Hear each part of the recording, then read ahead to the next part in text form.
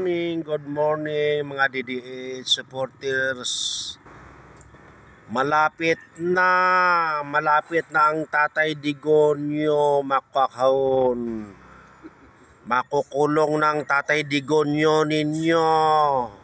Mga DDH, mga gago kayo. Malapit na. Mga dilis.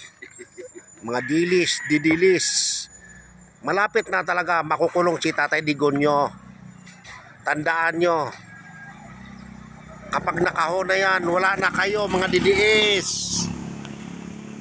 Mga DDS supporters, ang yayabang nyo. Akala nyo, malaki ang